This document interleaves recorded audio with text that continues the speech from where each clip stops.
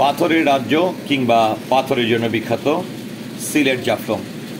তো ভিউয়ার্স, আজকে আপনাদেরকে আমি এই ভিডিও চিত্রের মাধ্যমে দেখাবো যে বড় বড় পাহাড় কেটে পাথর নিয়ে এসে কিভাবে প্রক্রিয়াজাতকরণ করা হয়, অর্থাৎ কি ধরনের মেশিনের মাধ্যমে বিভিন্ন স্তরে পাথরগুলোকে রেডি করা হয়।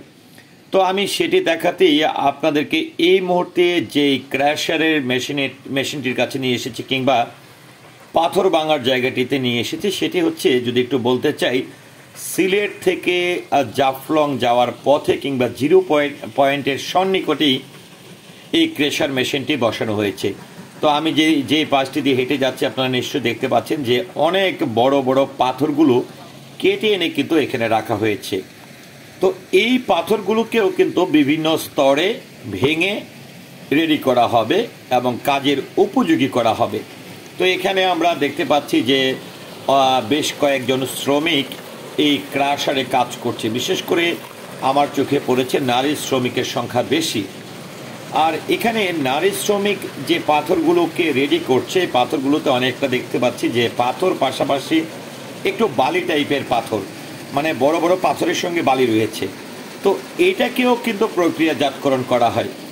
তো মেশিনের মাধ্যমে এত বড় পাথর, ছোট বড় পাথর, এইগুলোকে স্তরে স্তরে ভাগ করে কিভাবে কাজের উপযোগী করা হয় সেটি কিন্তু আপনাদেরকে আমি দেখাচ্ছি। তো ভিউয়ার্স, দেখতে পাচ্ছেন যে একজন নারী শ্রমিক, তিনি এটি হচ্ছে যেটি আমি লক্ষ্য করছি যে এই পাথরগুলোর মধ্যে বিভিন্ন ধরনের পাথর রয়েছে, ছোট পাথর, বড় পাথর কিংবা বালি রয়েছে। দেখুন, আমি একটু আপনাদেরকে দেখাচ্ছি। এইগুলো হচ্ছে এখানে প্রায় যেটাকে বলে চালনের মতন, অর্থাৎ এখানে বিভিন্ন স্তরে ভাগ হয়ে যাচ্ছে। এখানে ফেলার পরে এই বড় পাথরগুলো বিভিন্ন স্তরে ভাগ হয়ে যাচ্ছে। একটু এখানে যদি লক্ষ্য করেন যে এখানে এক ধরনের পাথরগুলো এসে পড়ছে, ময়লাগুলো আলাদা হয়ে যাচ্ছে, আবার এর চেয়ে বড় পাথরগুলো একদিকে চলে যাচ্ছে, এর চেয়ে ছোট পাথরগুলো একদিকে চলে যাচ্ছে। তো এই পাথরগুলোকে আবার ছোট ছোট টুকরা করেও কিন্তু ভাগ করা হচ্ছে। আরেকটি বিষয় হচ্ছে কালো পাথর, সাদা পাথর, এবং দেখেন এই মুহূর্তে যে নারী শ্রমিকটি পাথর নিয়ে আসছে, সেটি হচ্ছে এই পাথরগুলো কিন্তু অনেক বড় পাহাড় কেটে কেটে কিন্তু এই পাথরগুলো এখানে নিয়ে এসেছে।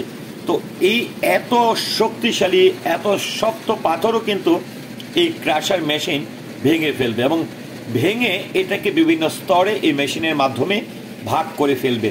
তো আমরা কিন্তু সেটি কিন্তু আপনাদেরকে দেখাচ্ছি, কারণ আমরা অনেকেই পাথর ব্যবহার দেখেছি যখন বাড়িঘর করি কিংবা বড় বড় ব্রিজ করি, এই সকল বা রাস্তাঘাটের ক্ষেত্রেও কিন্তু আমরা পাথর দেখে থাকি। কিন্তু এই পাথরগুলোকে আসলে কাজের উপযোগী কিভাবে করা হয় এটি সম্পর্কে হয়তো আমাদের অনেকের ধারণা নেই। তো এখানে 3-4 জন শ্রমিক কিন্তু খুবই কষ্ট করে এই পাথরগুলোকে প্রক্রিয়াজাতকরণ করছে। এখানে একটু দেখেন যে একদমই যে পাথরগুলোকে রাস্তাতে ব্যবহার করা হয়, অর্থাৎ পিচের সঙ্গে মিক্স করে যে রাস্তাকে কার্পেটিং করার জন্য এক রকমের পাথর, তারপরে যদি ঢালাইয়ের কাজের জন্য বলি সেটার জন্য আরেক রকম পাথর। তো এখানে কিন্তু দেখেন এই যে বড় বড় পাথরগুলো, এই পাথরগুলো কিন্তু এখানে কয়েক রকমের দেখতে পাচ্ছি। এই পাথরগুলো যখন এখানে এসে মেশিনে পড়ছে, এখান থেকে কিন্তু ভাগ হয়ে যাচ্ছে যে কোন পাথরটা ছোট হবে। আবার পাথরের কিন্তু একটা সাইজ আছে, কয়েক রকমের ইঞ্চি, যেটাকে ইঞ্চি টাইপ বলে, কয়েক রকমের সাইজ রয়েছে। কারণ একই ধরনের যদি সাইজ হয় তাহলে কিন্তু আপনি রাস্তার কাজে, বাড়ির কাজে বা বড় বড় ব্রিজের কাজে, বা আমরা অনেক সময় রেল লাইনেও কিন্তু আমরা বিভিন্ন ধরনের পাথর ব্যবহার দেখে থাকি। তো এখানে দেখুন ছোট ছোট পাথরগুলো কিভাবে এসে পড়ছে। এখানে দুইটি মুখ থেকে এসে কিন্তু পাথরগুলো পড়ছে। এই দুইটি পাথর কিন্তু দুই রকম। তারপর একটু যদি আপনাদেরকে ঘুরিয়ে আমি একটু অন্য দিকে নিয়ে যাচ্ছি, সেখানে দেখতে পাচ্ছেন যে এই যে পাথরগুলো পড়ছে, এখানে কিন্তু আবার কিছু পাথরগুলো যেগুলো রাস্তার কাজে ব্যবহার হয় সেই পাথরগুলো পড়ছে। আবার একটু আপনাদেরকে এটাও আমি ঘুরিয়ে দেখাবো যে এই পাথর কিন্তু এক সাইড থেকে দেওয়া হচ্ছে, মেশিনে কিন্তু দেওয়া হচ্ছে এক সাইড থেকে, কিন্তু স্তরে স্তরে কিন্তু পাথরগুলি ভাগ হয়ে যাচ্ছে। তো এখানে আপনারা এই যে এখান থেকে এই পাথরগুলো যেগুলো যাচ্ছে, এই পাথরগুলো কিন্তু বিভিন্ন ধরনের ঢালাইয়ের কাজে কিন্তু ব্যবহার হয়ে থাকে বেশি। তো আমরা আপনাদেরকে সিলেট জাফলংয়ের এই পাথরগুলোকে ক্রাশারের মাধ্যমে কিভাবে কাজের উপযোগী করা হয় সেটি কিন্তু একটু দেখানোর চেষ্টা করছি। আমার কাছে সবচেয়ে আশ্চর্য লেগেছে যে আসলে পাথর এত স্ট্রং, এত বড় বড় পাথর, এই মেশিন কিভাবে আসলে একদম ভেঙে চড়ে এটাকে একদমই কাজের উপযোগী করে ফেলে। দেখেন এখানে কিন্তু এই যে পাথরগুলো যেগুলো দেয়া হচ্ছে, এই পাথরগুলো থেকে কিন্তু আলাদা যেগুলো ছোট ছোট পাথর আছে, বা এখানে যে আপনারা দেখতে পাচ্ছেন যে নেইটের মতন করা আছে, এখানে কিন্তু নেট যেই পাথরটিকে আসলে একটু বড় রাখার প্রয়োজন সেটা নেটের ওপরে থেকে যাচ্ছে, কিন্তু এর নিচের যে স্তরের পাথরগুলো সেগুলো কিন্তু নেট থেকে আস্তে আস্তে করে নিচে পড়ে যাচ্ছে। এবং এখান থেকে মেশিনের 3-4টি ভাগ আছে, এই নেটগুলোকেও কিন্তু স্তরে ভাগ করা হয়েছে।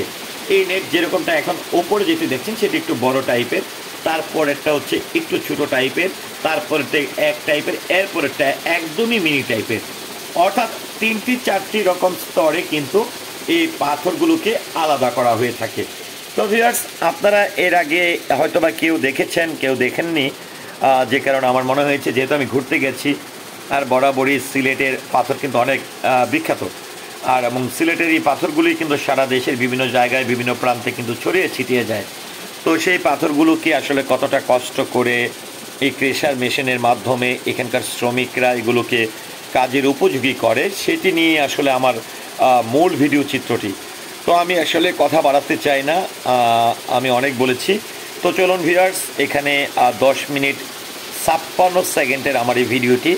আশা করছি আরও কিছু বিষয় কিন্তু রয়েছে যেগুলো আসলে আমি কথা বলে, কারণ আমার এতটা ধারণা নেই পাথর ভাঙা বা পাথর সম্পর্কে, এক একটা পাথরের সাইজ কীরকম হতে পারে, এই সকল ধারণাটা একটু কম থাকার কারণে আপনাদেরকে আমি ভিডিও চিত্রের মাধ্যমে আসলে পুরো ধারণাটি দিতে চাই।